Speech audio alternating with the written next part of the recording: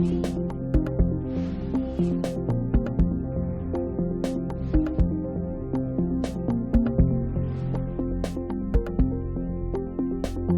acta de la sesión, bueno, primero damos la bienvenida al señor Contralor General de la República, don Jorge Bermúdez. El acta de la sesión constitutiva se pone a disposición de los señores y señoras diputados y diputadas. El señor abogado, don Patricio Velázquez, va a dar lectura a la cuenta. Gracias, señor presidente. Se han recibido para esta sesión los siguientes documentos. Se informa el reemplazo exclusivamente para esta sesión. El diputado Benjamín Moreno reemplazará al diputado señor Juan Irarrázaval.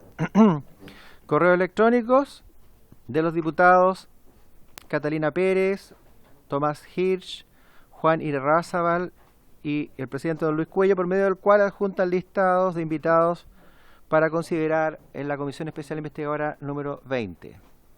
Correo electrónico de Contraloría General de la República confirmando la asistencia presencial del señor Contralor, de la jefa de la Unidad de Estudios Legislativos, doña Pamela Bugueño, de la abogada de la Unidad de Estudios Legislativos, Catalina Venegas y Melissa Aburman. Correo electrónico del Consejo para la Transparencia, confirmando telemáticamente la presencia del señor presidente del mismo Consejo, señor Francisco Leturia. Eso es todo, señor presidente. Muchas gracias, señor secretario. Iniciando la orden del día, esta sesión ha sido citada con el objeto de recibir al señor Contralor General de la República para que se refiera a las materias propias del mandato de esta comisión. Y además, en virtud del acuerdo arribado por la comisión, consistente en que todos los integrantes se enviaron un listado de propuestas hasta el viernes 2 de junio, existe una lista con propuestas de invitados. Se extendió la invitación a participar de esta sesión al Consejo para la Transparencia, al señor Francisco Leturia, que estará presente de forma telemática.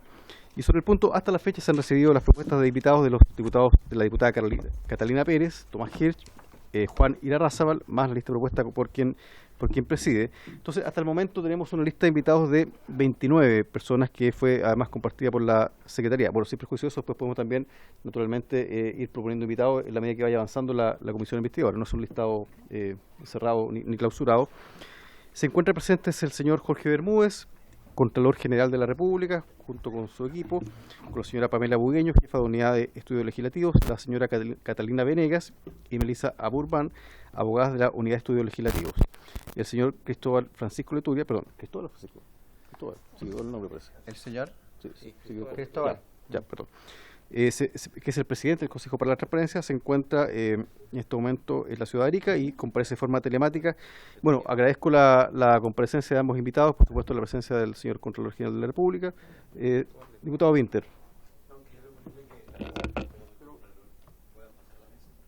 Sí, por supuesto, no hay ningún problema, adelante. Han hecho su nombre ahí. Ahí tienen asiento reservado por acá.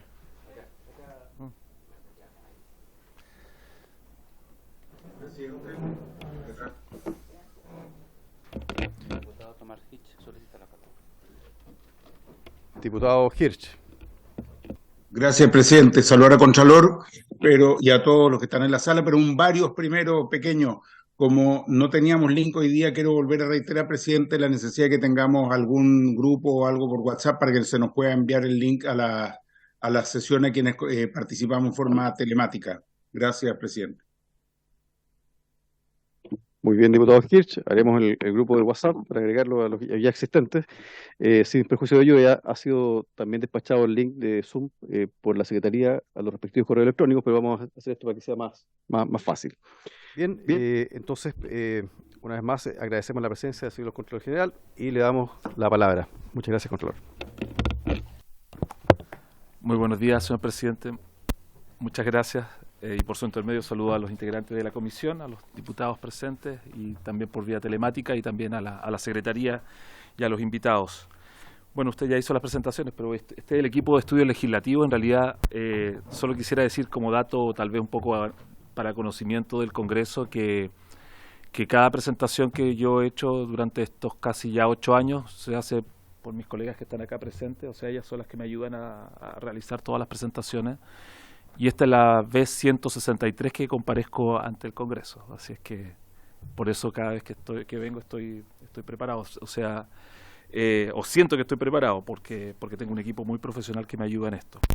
Bien, y yendo ya derechamente a la materia, esta es la primera, entiendo, la primera sesión ya con invitados de esta Comisión Especial Investigadora y por lo tanto desde ya anuncio y ofrezco a la Comisión, y supongo que va a ser necesario volver a venir cuando ya tengamos algunos resultados un poco más concretos respecto de los productos de fiscalización que estamos llevando a cabo, que eso va a ser en el corto plazo.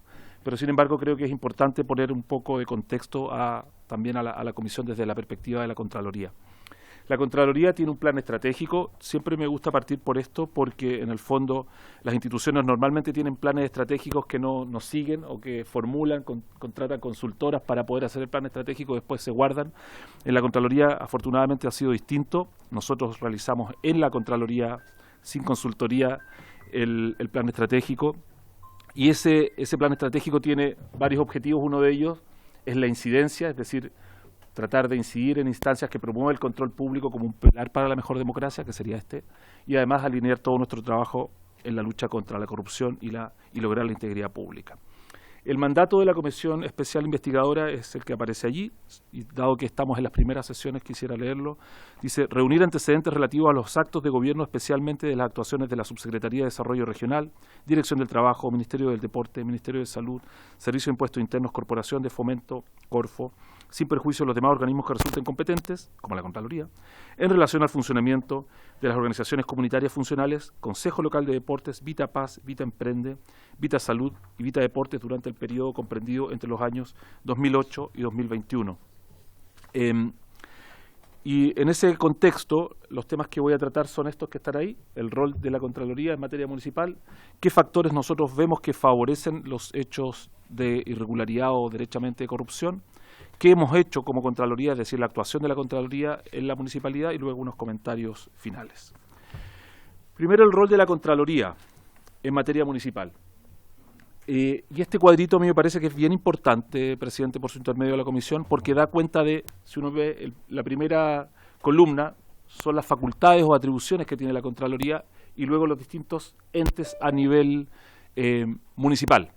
Entonces, por ejemplo, en materia de toma de razón, la toma de razón, como se sabe, es el control previo que hace la Contraloría de Legalidad.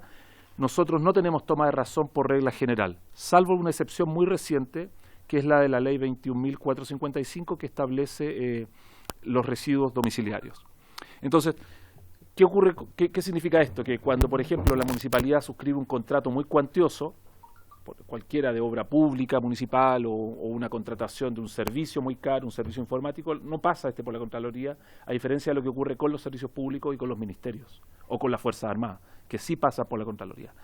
¿Evita eso toda irregularidad? Por cierto que no, pero por lo menos una buena forma de prevenirlo, y es una de las formas que nos hemos dado.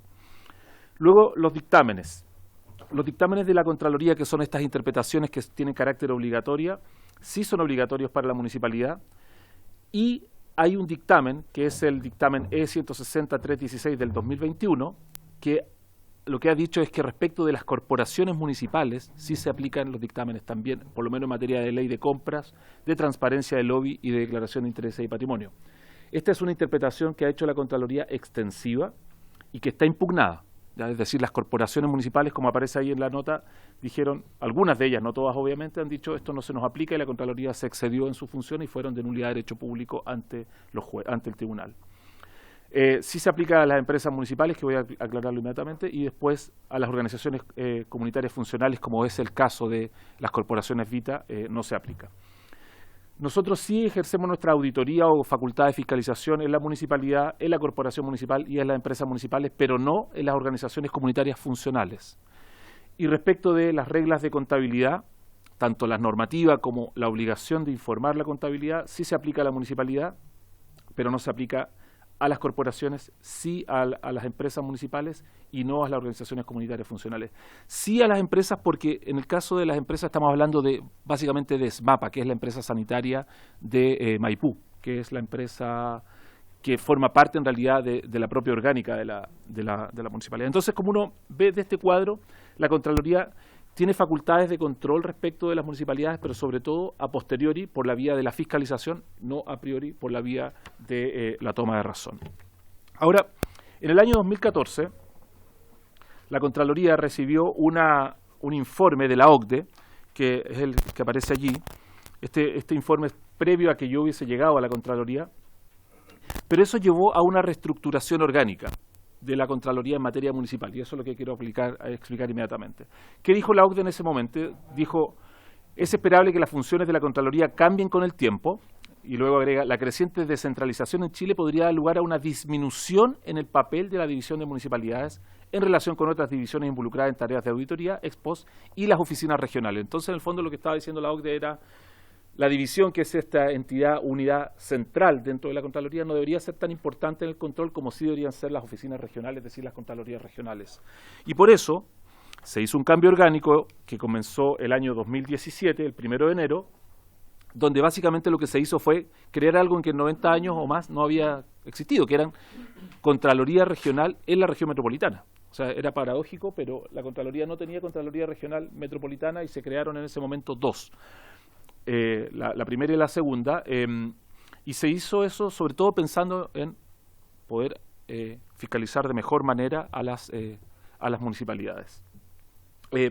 También se ha hecho una priorización del punto de vista del control, del punto de vista de la auditoría. Esto quiere decir tratar de planificar mejor para poder ir a los lugares donde hay más recursos y también más riesgo. Entonces, por ejemplo, esos círculos dan cuenta de las áreas que fueron fiscalizadas producto de auditorías durante el año 2022. Ahora, ¿este cambio orgánico dio resultados o no? Uno podría preguntarse, y si uno se fija en este gráfico, hasta el año 2016 la Contraloría realizaba más o menos 540 auditorías anuales, y básicamente con los mismos funcionarios. A partir del cambio orgánico, cuando se traspasan del nivel, podríamos decir, central a las regiones, pasamos a realizar más o menos 695, 700 auditorías. Tuvimos una caída sensible el año 2020, pero fue, creo que, explicable producto de la pandemia, pero creo que ya estamos en una situación bastante normal. Pero sí, si uno se fija, pasamos de 234 auditorías el año 2015 a 282 el año 2022. O sea, creo que eso es un indicador bastante importante porque es más de un 20% más. Y no hemos tenido, obviamente, un aumento del 20% de la dotación. O sea, la dotación de la Contraloría sigue siendo más o menos la misma. Hay que pensar acá, presidente, por su intermedio, que una auditoría supone horas de trabajo, y esto está estandarizado. Una auditoría normal requiere más o menos 700 horas. Por lo tanto, uno puede sacar más o menos la cuenta de cuántos auditores necesita para poder llegar a realizar esa cantidad de auditorías. Bien. ¿Qué factores vemos nosotros que han favorecido los hechos de corrupción en el sector municipal? Y esto puede parecer una generalización, pero quisiera esta generalización fundarla en algunos datos. El año pasado nosotros realizamos la segunda encuesta en materia de probidad. La primera la realizamos el 2020, el año pasado hicimos una segunda, el año 2022, que en el fondo básicamente lo que trataba de ver es cuál es la percepción que existe, qué se opina por parte de la ciudadanía en materia de probidad y corrupción. Y el año pasado, el área que la ciudadanía consideraba como más afectada por la corrupción era el área municipal, o sea, con casi un 90%, la ciudadanía piensa que es allí donde se concentran los problemas de corrupción. Y esto es bien paradojal porque también, por otro lado, la ciudadanía, donde recurre en primer lugar y donde en realidad confía para que se solucione un problema, es precisamente la municipalidad, porque es la primera cara del Estado. Entonces, acá tenemos una situación un poco que yo creo que es necesario que se atienda, porque por un lado la municipalidad es muy importante para la ciudadanía en su conjunto, pero por otro lado hay una percepción de mucha corrupción también en las municipalidades. Bien, ¿qué factores pensamos nosotros que inciden? En primer lugar, la excesiva cantidad de funciones que corresponden a las municipalidades. De acuerdo a la ley orgánica, si uno se queda solo con la ley orgánica de municipalidades, hay funciones compartidas y exclusivas de las municipalidades, pero si uno revisa el listado, a la municipalidad solo le faltaría Defensa Nacional y Relaciones Exteriores y sería un Estado completo. Esa es la situación. O sea, una municipalidad puede entrar en prácticamente todo. No hay nada, no hay un ámbito que le esté vedado. Desde seguridad hasta emergencias, pasando por medio ambiente, hasta desarrollo comunitario y así sucesivamente. O sea, las municipalidades hacen de todo. Y aquí también hay que señalar que hay otras funciones que han venido estableciéndose por leyes especiales, por ejemplo, en materia de humedales urbanos, en materia de ley Cholito, de protección de mascotas o de animales mascotas vecinales, o en materia urbanística, o en materia de fomento o de solución de problemas habitacionales, en materia rural y en materia urbana, todas ellas se le han entregado a la municipalidad. Entonces, probablemente, y esta es una percepción que por lo menos nos queda en la Contraloría, eso está correcto si uno piensa en ciertas municipalidades. Pero como el país está cortado todo por la misma tijera, por así decirlo, es decir, las 345 municipalidades tienen las mismas funciones, desde Vitacura hasta Lago Verde, desde General Lagos hasta Providencia, al final, evidentemente que las fortalezas institucionales son totalmente distintas en una y otra municipalidad. Entonces, ese tal vez es una de las dificultades que tenemos. O sea, nosotros, presidente, por su intermedio de la Contraloría, tenemos demasiados ejemplos de proyectos fallidos que se entregaron a una municipalidad que no tenía la capacidad para poder ejecutarlo, pero que en que los recursos sí estaban ahí. Hay un segundo factor que se denomina por los administrativistas como el fenómeno de la huida del derecho administrativo. ¿Qué quiere decir esto? La creación de corporaciones municipales, pero también la entrega de funciones a otro tipo de entidades privadas, como estas entidades comunitarias, lo que hace en el fondo es sacar del ámbito del derecho público a esa función. Es decir, entre comillas, se privatiza de alguna manera la ejecución de una determinada función.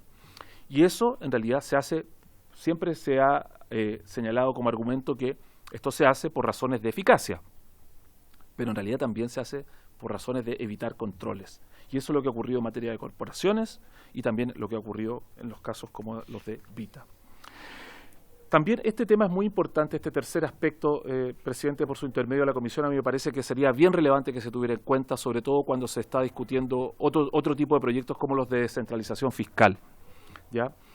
El año 2022, el 49% de los gastos de los GORES eran transferencias a otras entidades, públicas y privadas. Es decir, casi el 50% de los recursos que tenía, el GORE los transfirió.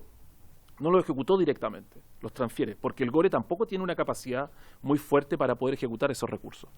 Pero después, el problema que hay es que, y sobre todo lo vimos el año pasado, en que algunos GORES, aquí hay que tenerlo bien en cuenta, algunos GORES, porque aquí hay también dos velocidades de GORES, que fueron más lentos, hicieron una ejecución presupuestaria muy tardía. ¿Y a quién le entregaron recursos? A municipalidades y a otro tipo de entidades, por ejemplo, los bomberos. La semana pasada me tocó estar en una comisión de bomberos donde vimos la cantidad de recursos que en diciembre se le transfirieron a los bomberos a propósito de la ejecución presupuestaria por parte de los GORES.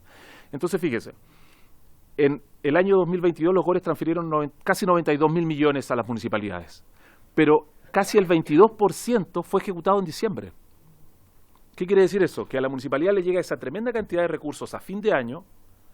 Entonces usted saca la plata, por así decirlo, saca los recursos desde el GORE, cumple con la ejecución presupuestaria, los recursos le llegan a la municipalidad y la municipalidad, como tiene la posibilidad de hacer saldo inicial de caja, es decir, traspasar esos recursos al año siguiente, se ve con una buena cantidad de recursos producto de esa transferencia atrasada que le hizo el GORE, porque efectivamente no hay ninguna posibilidad en diciembre de poder ejecutar esa cantidad de recursos que hizo la transferencia desde el GORE. Esto a mí me parece bien importante porque, en el fondo, cuando se dice no hay recursos en materia municipal, eso yo lo tomaría como, hay que hacer, como se dice ahora, un doble clic en la falta de recursos en materia municipal. Ahora, otro aspecto es la falta de control respecto de las personas jurídicas receptoras de recursos públicos. Nosotros como Contraloría nos hemos encontrado con la siguiente situación. La Ley 19.862 establece un registro, que es el registro de personas receptoras de fondos públicos. Por ejemplo, una corporación o una fundación debería estar en este registro.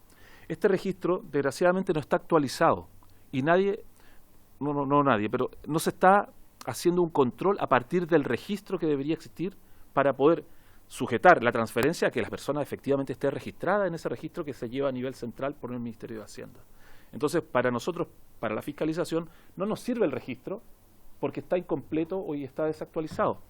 ¿Qué significa esto? Que cuando usted va a averiguar si efectivamente está bien hecha la transferencia, no sirve contrastarlo con el registro y con los requisitos que allí estarían. Entonces, ese es un problema también que ha facilitado los problemas de irregularidades en el mundo municipal. Esto suena un poco técnico, pero en realidad es una cosa tan sencilla como tener un registro actualizado de quién recibe recursos públicos desde el mundo municipal. Eso es todo. Bien. También tenemos problemas con faltas de control. Ahora, en la propia municipalidad, cuando le transfiere a privados. Acá la normativa es bien clara, debería estar regida sobre todo por las normas que aparecen allí, y en particular la resolución 30 de la Contraloría, que se refiere a la rendición de cuentas, a cómo se tienen que rendir las cuentas, y también las obligaciones que de ellas se desprenden, por ejemplo, de identificar el otorgante, el receptor, que haya un convenio, etcétera. Ese tipo de controles, que son evidentemente burocráticos, son básicamente manifestación de algún tipo de control. Entonces, si uno, para adelantar uno de los elementos que se conocen, el anterior, suscripción de un convenio. Efectivamente, la municipalidad debe suscribir un convenio con aquella entidad a la que le va a transferir recursos, sea un centro de madre, una junta de vecinos, un club deportivo o una corporación más grande. Si no se suscribe, es imposible saber cuáles son las obligaciones que existen para las partes. Entonces, eso que parece tan burocrático es básico para tener un control respecto de estos recursos. Bien. Ahora, también hay problemas con las unidades de control interno, y el problema se traduce sobre todo, en primer lugar, en la independencia técnica que éstas deben tener. En realidad, estas unidades deberían considerarse mucho más independientes de lo que hoy día lo son. No hay una gran protección, y la ley no obliga a la unidad de control interno a que tenga una cierta importancia, o sea, bastaría con que se nombre el contralor municipal o el control interno, y podría ser una sola persona, y eso evidentemente que no es suficiente. Pero también porque muchas veces se incorpora en el proceso administrativo la unidad de control. Entonces, por ejemplo, si usted tiene un proceso de adjudicación de un contrato y dentro del proceso incorpora el control ya está, por así decirlo, implicado en la decisión que se tomó, en vez de hacer un control independiente que llegase después o de manera externa a controlar lo que está ocurriendo. Bien, también quien es el primer encargado de controlar los actos municipales es el Concejo, y el Concejo tiene ciertas debilidades para ejercer su función. Uno de ellos, en primer lugar, es que los concejales no tienen ningún tipo de apoyo. El concejal no tiene apoyos profesionales, técnicos e incluso administrativos para realizar su función. El concejal es él y los bienes y recursos que le quiere entregar el municipio. Y eso en realidad hace que sea muy difícil que pueda ejercer su función. Aparte de los problemas del día a día, en el sentido de que no le entrega la información o que no sepa cuál es la información que tiene que pedir. El concejal no tiene dedicación exclusiva. Con esto no quiero decir que el concejal debería tener dedicación exclusiva, quiero decir que un hecho de la causa es que el concejal tiene que dividir sus funciones entre el concejo y su actividad normal. Y además, se produce un fenómeno, eso sí, en el concejo, que muchas veces, independientemente del color político, el concejo se alinea con la gestión del alcalde, o al revés, el concejo se desalinea de la función del alcalde y se le entorpece. Entonces, por ejemplo, esta semana apareció la noticia de la condena que hubo incluso por falsos testimonios ante la Contraloría de 2 concejales de Puerto Varas. Y esos concejales eran de distinto color político. Entonces, esto da cuenta que en el fondo aquí no tiene mucho que ver con los grupos políticos, sino que en realidad tiene que ver más bien cómo se llevan con el alcalde o la alcaldesa. Esto también es bien importante, presidente. De nuevo parece un poco técnico, pero no hay una inhabilidad o incompatibilidad entre que impida los conflictos de intereses entre la municipalidad y las corporaciones o entidades privadas que reciben fondos. O sea, perfectamente el directivo municipal puede ser, y que tiene a cargo incluso la transferencia, puede estar vinculado por parentesco o por afinidad, por consanguinidad o afinidad, con una persona que es directiva a su vez de la entidad que recibe los fondos. No existe ese nivel de inhabilidad o incompatibilidad en la ley, y eso debería ser un elemento tal vez a considerar. Otro elemento, el ya mencionado, la falta de control por parte de la Contraloría en los actos municipales, es decir, la exención del trámite de toma de razón. Históricamente se había dicho que esto era por razones de autonomía municipal. Para que salvaguardar esa autonomía, en realidad había que eximir del trámite de toma de razón. En realidad, yo creo que la razón es un poco distinta. La razón era facilitar la eficacia de la actuación municipal, por un lado, darle mayor eficacia, y también por otro lado porque la Contraloría en realidad no tiene capacidad de controlar por la vía de la toma de razón los actos municipales. O sea, eso también es así. O sea, si usted acá en la comisión y luego el Congreso dijera vamos a someter al trámite de toma de razón los actos municipales, la Contraloría no tiene capacidad de hacerlo. Ahí sí que tendría que tener más funcionarios. Porque esa es una función que implicaría miles de actos al año que tendría que pasar por la Contraloría. Sin embargo, la ley ya ha dado ciertos pasos, y por ejemplo, en la ley 21.455, que ya lo había citado, en el fondo se modifica la ley de compras públicas, donde se dice que tanto las bases como las bases de licitación como la adjudicación de los contratos en materia de residuos domiciliarios tienen que pasar por el trámite de toma de razón. Pero es un caso, ¿ya? Un contrato muy importante, por cierto, pero... Y, presidente, y esto ya parece un poquito más llamativo, la falta de acceso por parte de la Contraloría a cuentas corrientes y a bases de datos en materia municipal. ¿Ya? O sea, la Contraloría legalmente no puede acceder a las cuentas corrientes de los municipios, en realidad de ningún servicio público. Y lo que es peor es que tampoco puede ir al banco a preguntar por esas cuentas, porque el banco le va a decir yo no le puedo dar esta información porque es secreto bancario. Entonces, nosotros para poder acceder a la información bancaria necesitamos contar con, por así decirlo, la buena voluntad del alcalde o la alcaldesa, porque de otra manera no tendríamos acceso y tampoco tendríamos cómo saber si son todas esas las cuentas que tiene la municipalidad. O sea, la municipalidad perfectamente le podría decir, le entrego la cuenta 1, pero la cuenta 2 no se la voy a entregar, por cualquier razón. Y lo mismo respecto de las bases de datos. O sea, tampoco tenemos un acceso irrestricto a las bases de datos en materia municipal. Bien, luego, ¿cuáles son las actuaciones que ha realizado la Contraloría en la municipalidad? Primero quiero decir que en este periodo, que es el periodo en que a mí me ha correspondido ser Contralor, se han realizado 3.169 fiscalizaciones en el ámbito municipal. Eso significa auditorías o investigaciones especiales, que es un producto de auditoría más simplificado, pero que va a un punto específico por una denuncia normalmente de parlamentarios que se haya realizado. Y ahí está el desglose: 2.969 a la municipalidad propiamente tal, 172 a corporaciones, 26 a cementerios y 2 a empresas municipales, porque en realidad la empresa municipal es MAPA, es la ya citada sanitaria de Maipú.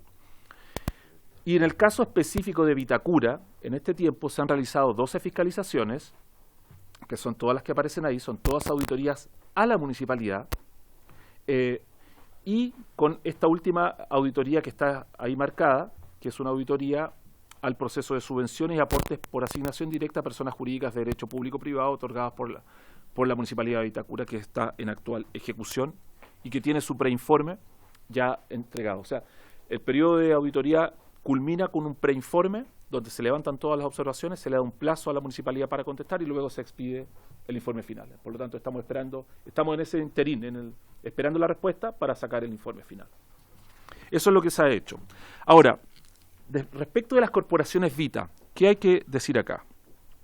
Hay que tener en cuenta lo siguiente, presidente, y por su intermedio a la comisión. En el mundo municipal, y para distinguir bien la situación de este tipo de corporación, hay que entender que está la municipalidad, están las corporaciones municipales, cuyo primer grupo son aquellas que representan los servicios traspasados. Es decir, hay municipalidades que tienen, por ejemplo, una corporación de salud y algunas, en extinción, por cierto, que tienen también educación. Ese es un tipo de corporaciones. Luego hay otro tipo de corporaciones que la ley también permite, pero que son de la municipalidad para otro tipo de materias. Por ejemplo, en materia cultural o en materia de deportes u otro tipo de intereses que existan en el ámbito municipal. Y las corporaciones Vita corresponden a un tercer grupo que no son municipales, que independientemente de la denominación, porque eso llama a confusión de que uno pensaría que es la municipalidad la que está ahí, que son entidades completamente privadas, sin fin de lucro, a las cuales se le traspasa recursos. Entonces, son, por así decirlo, entidades que ayudan a cumplir con las funciones municipales, pero son totalmente privadas. Entonces, ¿cuál es la habilitación legal? Es lo que aparece acá. El artículo 5 de la Ley Orgánica Constitucional de Municipalidades dice que las municipalidades, para el cumplimiento de sus funciones, podrán otorgar subvenciones y aportes para fines específicos a personas jurídicas de carácter público o privado sin fines de lucro que colaboren directamente con el cumplimiento de las funciones, ¿ya? Y estas subvenciones, para poder otorgarlas, deben pasar por el acuerdo del Consejo. Esa es, en primer lugar, la habilitación.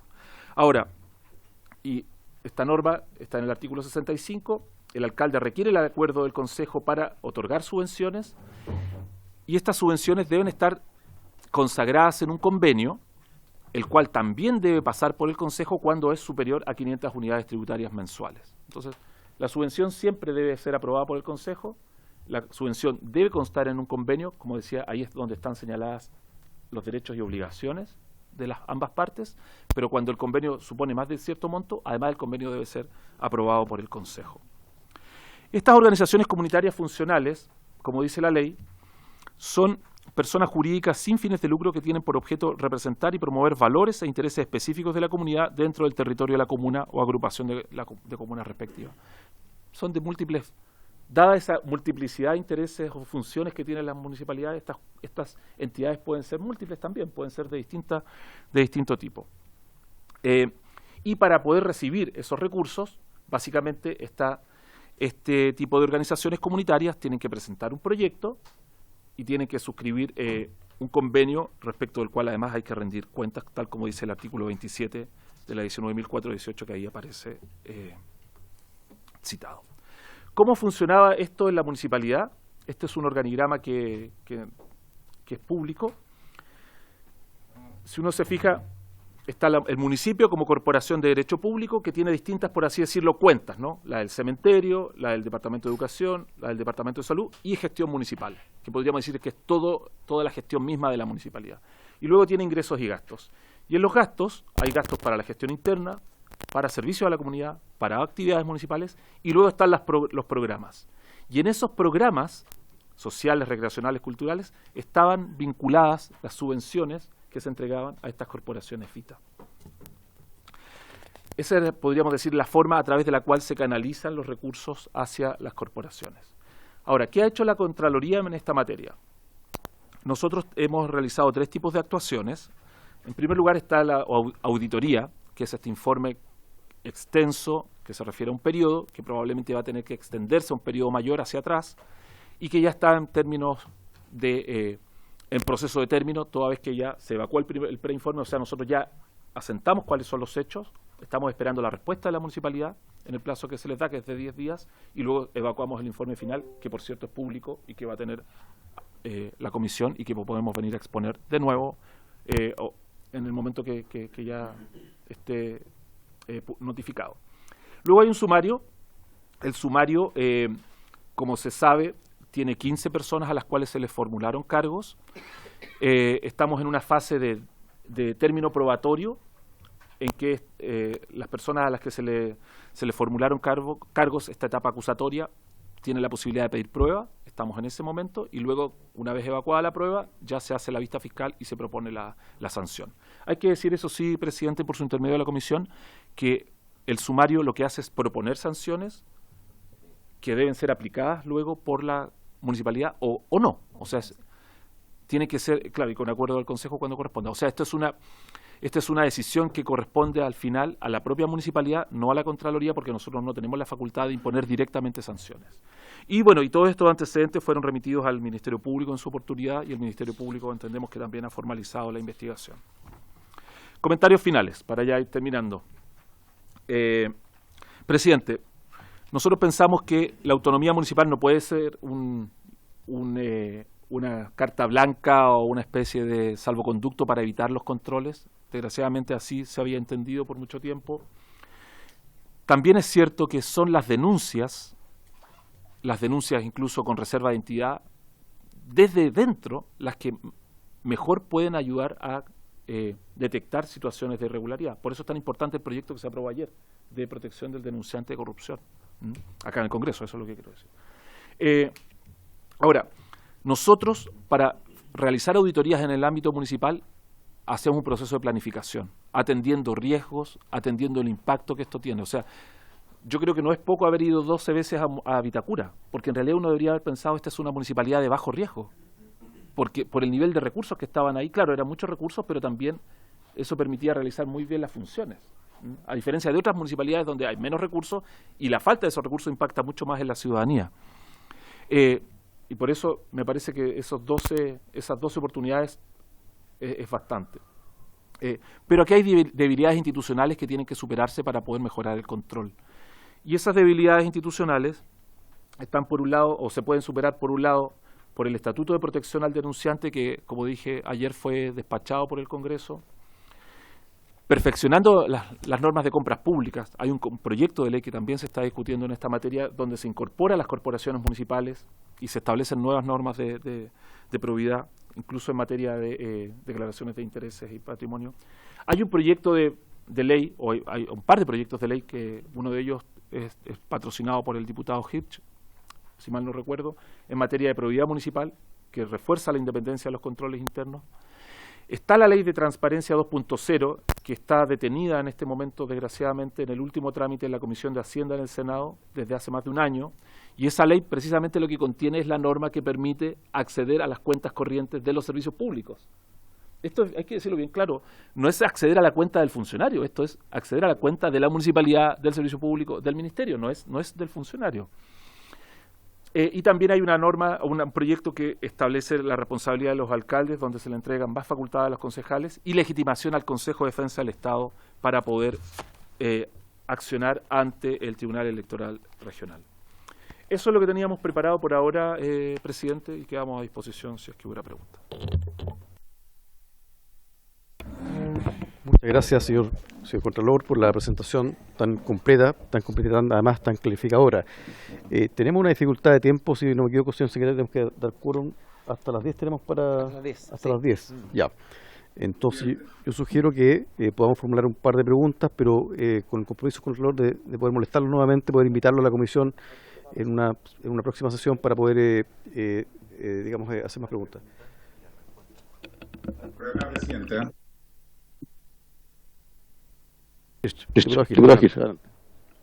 Gracias, presidente.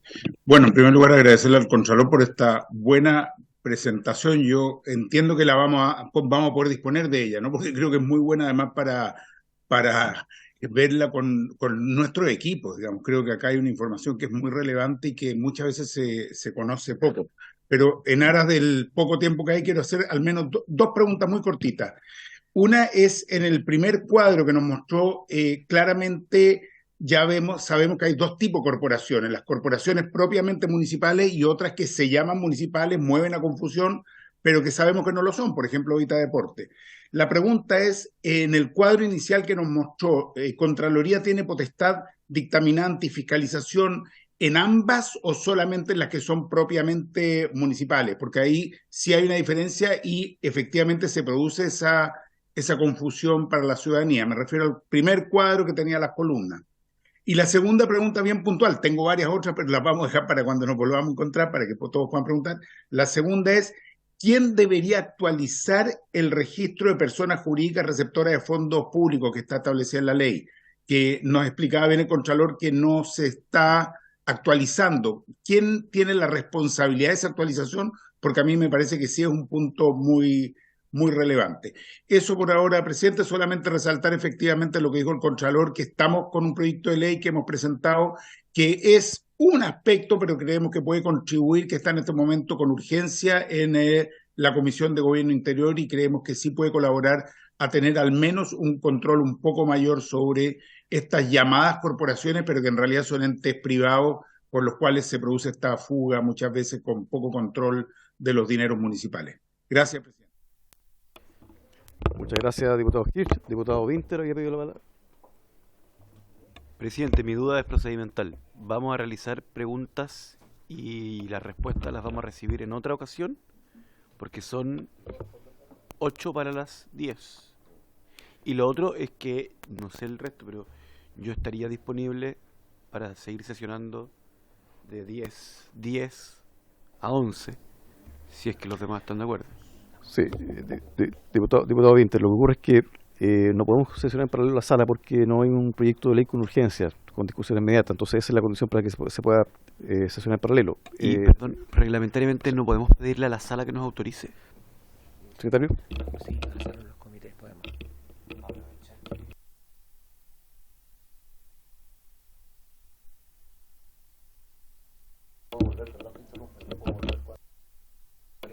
Sí. Bien, yo propongo lo siguiente, porque claro, creo que todos tenemos preguntas y también la idea es tener que el señor Contralor tenga el tiempo para responderlas adecuadamente, que son preguntas bastante de compleja resolución. Entonces, yo propongo que podamos invitar al señor Contralor en una siguiente oportunidad para poder resolver las distintas preguntas, porque si no va a quedar un poco desequilibrado, porque muchos van a quedar sin poder formular sus preguntas y además van a quedar sin respuesta. Entonces, yo propongo eso, y nos pongamos de acuerdo con el señor Contralor para que pueda concurrir nuevamente, pero creo que sin duda que la presentación que ha hecho de todas maneras significa un tremendo avance en esta comisión investigadora, porque ilustra los principales problemas y las dificultades que han dado lugar, las debilidades han dado lugar a este caso de corrupción. Señor Contralor, tiene la palabra. Gracias, presidente. Mire, yo le ofrezco lo siguiente, ¿no? Yo puedo partir la próxima sesión o cuando ustedes digan 5 minutos para retomar, o sea, para refrescar un poquito y luego las preguntas, y yo voy a estar acá disponible para responderlas, porque entiendo que ustedes, para no estar tan a la rápida, porque esto es muy importante. Diputado Romero, adelante. Sería bueno, y ojalá que no sea en un mes más, porque a pesar de que yo tengo la cabeza grande y pelado, ¿cierto?, se me olvidan algunas cosas. Entonces lo ideal sería aprovechar la información que nos entregó el señor Contralor. Yo tengo harto que decir, yo fui concejal, fui alcalde y conozco el tema. Y hay cosas, como le digo, que es necesario discutir en forma seria y responsable. Por lo tanto, me gustaría, si es posible, que el próximo lunes el señor Contralor pudiera estar acá, y si también, si es posible, más temprano, sería excelente. Diputado Romero, gracias. Mire, habíamos acordado en la primera sesión que sesionamos los días miércoles a las 9 de la mañana, pero yo creo que sería bueno, acojo su sugerencia, y si lo tiene bien la comisión, poder acordar sesionar la próxima vez a las 8:30 de la mañana hasta las 10 para tener un tiempo suficiente para poder, formular la pregunta. ¿Les parece, colegas? ¿Sí? Muy bien. Muy bien, entonces dejamos, presidente, diputado, adelante. Contralor, usted dijo que en la auditoría habían 2 años, 2020 y 2021. ¿Van a auditar más años? ¿Tiene alguna fecha especial como para que me la pudiera decir ahora? Vamos a tener que hacer otra auditoría, cerrar esta, pero con los hallazgos de esta vamos a tener que abrir hacia atrás. No sé hasta dónde, pero hacia atrás, de todas maneras, del 20 hacia atrás. Bien, entonces, si les parece, entonces la idea sería convocar nuevamente la próxima semana a las 8:30 de la mañana, y si lo tienen en el Contralor, para que pueda comparecer. Y también queremos invitar nuevamente al señor Francisco Leturi, presidente del Consejo para la Transparencia, que amablemente ha comparecido de forma telemática, pero ha quedado pendiente de su exposición. Entonces, tendríamos otros invitados para la próxima semana, señor secretario. Muy bien. Muchas gracias. Ya pendiente entonces la respuesta a mi pregunta. Así es, diputado Gers. Bueno, por haberse cumplido el objeto de la sesión, se levanta. Muchas gracias.